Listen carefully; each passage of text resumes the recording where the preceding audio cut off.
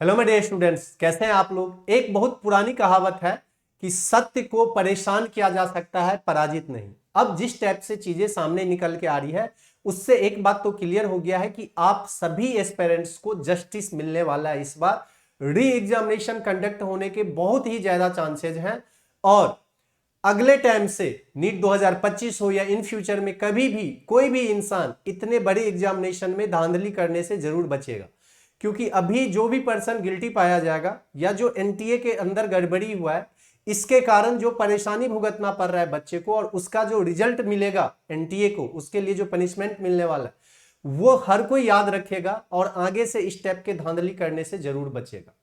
तो ये सिर्फ 2024 के बच्चे के लिए नहीं है, आगे जो आने वाले बच्चे थे 2025 2026 में जो बच्चे एग्जाम देने वाले वो भी कॉन्फिडेंस में अब एग्जाम दे पाएंगे कि हाँ सिस्टम सही हो चुका है और सही सिस्टम के अंदर वो एग्जामिनेशन दे पा रहे।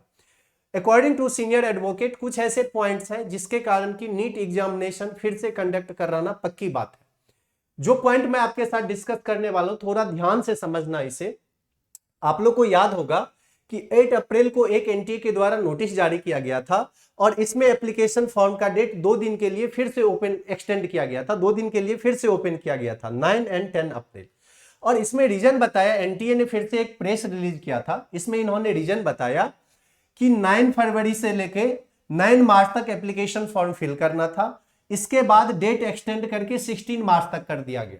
और आपको याद होगा कि जब 9 फरवरी से 9 मार्च तक एप्लीकेशन फॉर्म का डेट आया था तो एनटीए के वेबसाइट में खुद ही बहुत प्रॉब्लम था, कभी सर्वर वर्क नहीं करता था, कभी पेमेंट नहीं हो रहा था, तो बहुत सारे बच्चे परेशान थे, लाखों बच्चे अपना फॉर्म फिल नहीं कर पाए थे। फिर बच्चे हम लोग को कांटेक्ट किए थे, जो भी कोचिंग इंस्टीट्यूट में वो पढ़ाई करते हैं उन्हें कांटेक्ट किया गया था, उनके द्वारा यूट्यूब पे वीडियो बनाया गया था, बच्चे के द्वारा ईमेल किया गया था एनटीए को, कोचिंग इंस्टीट्यूट के द्वारा एनटीए को ईमेल किया गया था और ये फिर डेट एक्सटेंड होकर 9 से 16 मार्च कर दिया गया था, ये भी आपको याद होगा। अब बात आती है यहाँ पे, आगे एनटीए लिखता है कि meanwhile a few request were received from the candidates to reopen the registration form window NEET 2024। अब मैं ये पूछना चाहता हूं कि 9 मार्च से 16 मार्च हुआ, यहां पे सभी बच्चे अपना एप्लीकेशन फॉर्म फिल किए। 16 मार्च के बाद अप्रोक्सीमेट 1 महीने का टाइम होता है, 25 दिन का टाइम होता है 9 अप्रैल तक। ये जो आप यहां पे बोल रहे हो कि few request were received from the candidate, ये कौन से कैंडिडेट थे? क्या ये कैंडिडेट वही थे जिनको आप फर्जी मार्क्स दे रहे हो अभी यहाँ पे, या किसी कोचिंग इंस्टीट्यूट के डायरेक्टर के द्वारा आपको ईमेल किया गया था? किसके द्वारा ये रिक्वेस्ट आया था और ये रिक्वेस्ट आया था तो कितने अमाउंट में रिक्वेस्ट आया था? 9 मार्च से 16 मार्च जब एक्सटेंड किया गया था तो मुझे याद है, और आज भी हर जगह पे अगर आप वीडियो देखोगे यूट्यूब पे जाके तो सभी कोचिंग इंस्टीट्यूट के द्वारा वीडियो बनाया गया था, रिक्वेस्ट किया गया था कि बच्चे का एप्लीकेशन फॉर्म फिल नहीं हुआ है, एनटीए से रिक्वेस्ट है प्लीज आप डेट एक्सटेंड कर दो। लेकिन ये जो है आप किसी भी कोचिंग इंस्टीट्यूट के जाके यूट्यूब वीडियो पे चेक करो, या जो भी यूट्यूब वीडियो बनाते हैं बच्चे उनका आप अगर चेक करोगे तो आपको पता लगेगा कि एक भी वीडियो इस रीजन में आया ही नहीं। 9 मार्च से 10 मार्च का जो एक्सटेंड हुआ है डेट, इसके लिए एक भी रिक्वेस्ट एनटीए के द्वारा एनटीए के पास नहीं गया था किसी भी यूट्यूब वीडियो के द्वारा, ना किसी बच्चे का रिक्वेस्ट हम लोग के पास आया था। मैं पर्सनली बता रहा हूं, हम लोग के पास नहीं आया, क्योंकि अगर हम लोग के पास आता है तो हम लोग वीडियो बनाते ही बनाते हैं। तो फिर ये किसका रिक्वेस्ट था यहाँ पे? अब मैं आपको एक चीज दिखाना चाहूंगा, ये कब ओपन हो रहा है फिर से विंडो? 9 से 10 अप्रैल। और यहाँ पे इलेक्शन का डेट है, ये सबसे पहला जो फेज 1 का इलेक्शन था ये कब था? यहाँ पे 19 अप्रैल को इलेक्शन था, यानी ठीक यहां से नेक्स्ट वीक 9 डेज के बाद यहाँ पे इलेक्शन हो रहा है। मतलब जो भी हायर अथॉरिटी है, इट डजेंट मैटर किसी स्टेट में इलेक्शन हो रहा है या नहीं हो रहा है, बट जो हायर अथॉरिटी है वो इलेक्शन में बिजी हो जाएंगे और इस इलेक्शन में बिजी होने के बाद रात के अंधेरे में आपको जो काम करना है चुपके से आप कर सकते हो।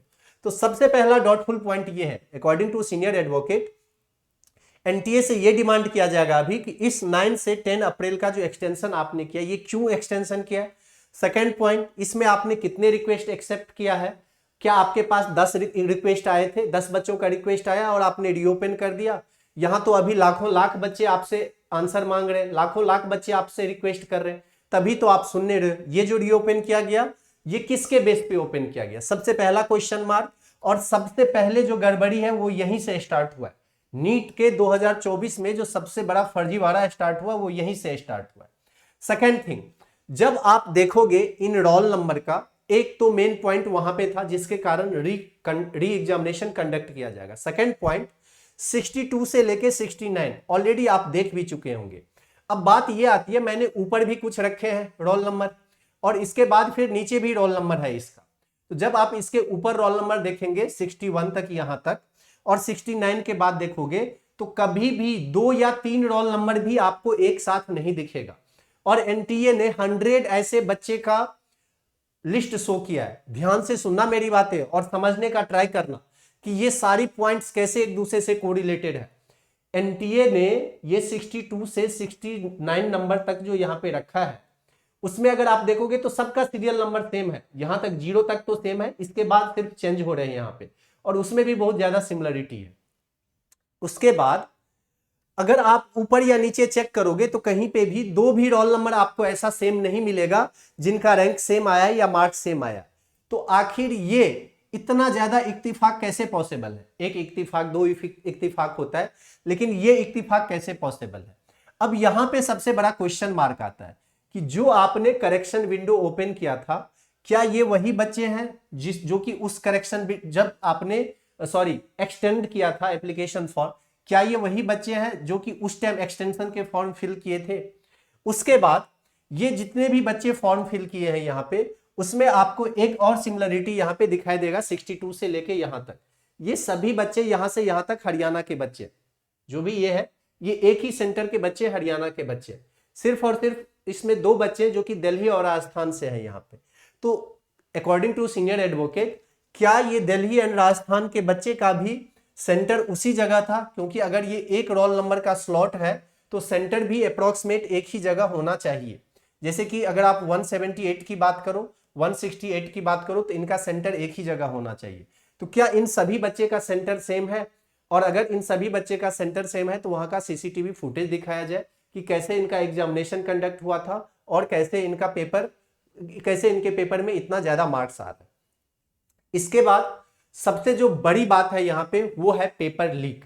कुछ जैसे देखो, हम लोग क्या बात करते कि टेलीग्राम पे ये सबूत मिल गया, ये कॉल रिकॉर्डिंग मिल गया, बट वो वैलिड प्रूफ नहीं होता है कोर्ट के लिए। कोर्ट के पास वैलिड प्रूफ, कोर्ट में, सुप्रीम कोर्ट में आप तभी जंग जीत सकते, तभी आप अपनी बातों को रख सकते जब आपके पास सही प्रूफ है।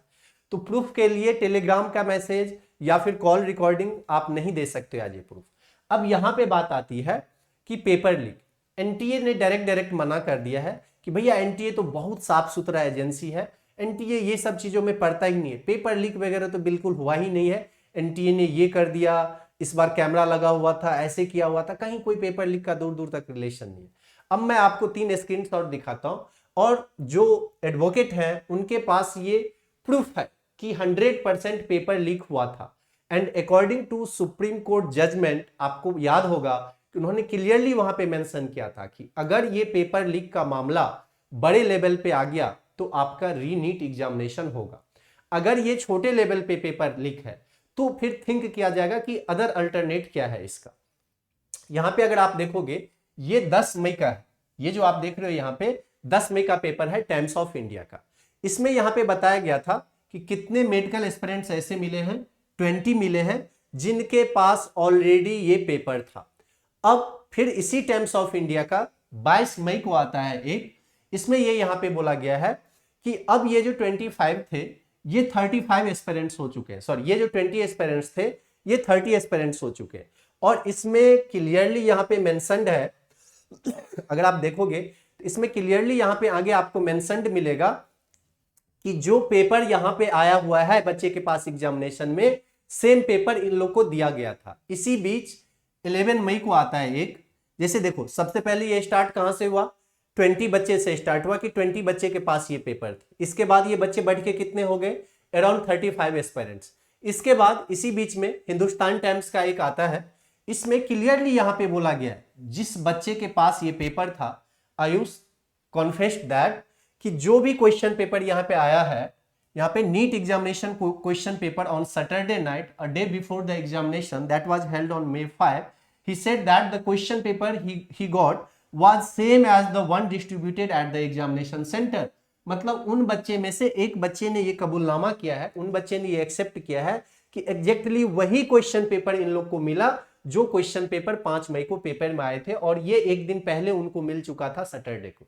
तो भाई साहब सोशल मीडिया का जमाना है, टेलीग्राम पे पेपर लीक हो रहे हैं, टेलीग्राम पे पेपर शेयर किए जा रहे हैं। अब टेलीग्राम के द्वारा ही क्यों पेपर लीक किया जाता है? क्योंकि टेलीग्राम टेलीग्राम का क्या है कि आपको इंफॉर्मेशन नहीं मिलेगा वो किसका टेलीग्राम चैनल था, कहां से डील हो रहा है, कहां से क्या सर्वर है, कैसे, ये पुलिस भी नहीं इंक्वायरी कर पा रहे। हमारा इंडिया का मतलब सिस्टम इतना वीक है, तो इसके कारण टेलीग्राम के द्वारा हर चीजें शेयर हो रही है। लेकिन बात यह है कि अगर ये 35 बच्चे के पास सिर्फ बिहार में एक सेंटर पे हो रहा है, तो what about Chandigarh, what about Rajasthan, what about Kanpur, what about Chhattisgarh, इन सब जगह पे पेपर लीक पाए गए थे। तो एक जगह बिहार में सिर्फ इतने पेपर लीक हुए हैं, 35 बच्चे तो एक्सेप्ट कर रहे हैं पुलिस, ये एफआईआर दर्ज है, ये कंफर्मेशन है, पुलिस के पास सबूत है इन चीजों का। बाकी सेंटर का क्या करना है? तो अभी आपके पास दो पूरा कंडीशन है।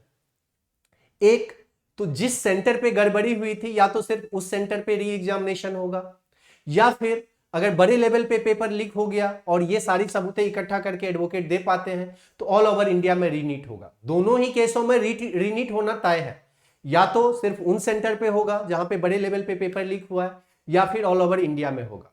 तो अब वेट सुप्रीम कोर्ट के डिसीजन का है कि क्या पूरा का पूरा नीट कैंसिल हो जाता है या फिर सिर्फ और सिर्फ उन सेंटर पे होगा जिन सेंटर पे पेपर लीक हुआ था। तो आप जुड़े रहे मेरे साथ कोई भी अपडेट के लिए।